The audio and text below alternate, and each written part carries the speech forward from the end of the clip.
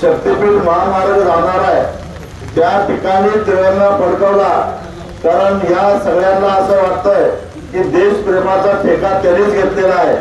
खरे देशप्रेमी खरे देशभक्त या देशातला शेतकरी आहे, लक्षात ठेवा। कारण या शेतकऱ्यांना देशाला जेव्हा स्वातंत्र्य मिळालं तेव्हा लोकसंख्या फक्त 40 कोटी होती। त्यावेळी सुद्धा 2 वेळेला खायला मिळेल एवढं अन्नधान्य या देशामध्ये नव्हतं। परदेशातून धान्य आयात करावं लागायचं। लाल बहादूर शास्त्रींच्या आव्हानानंतर हरित क्रांती घडवून आणली स्वामीनाथन यांच्या मदतीने या देशातल्या शेतकऱ्यांनी।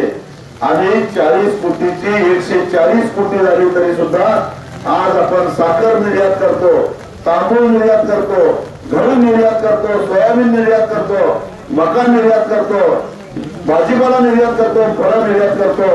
एवढा पराक्रम करणारे शेतकरी हे या देशाचे खरे मालक आहेत, देशप्रेमी आहेत, लक्षात ठेवा।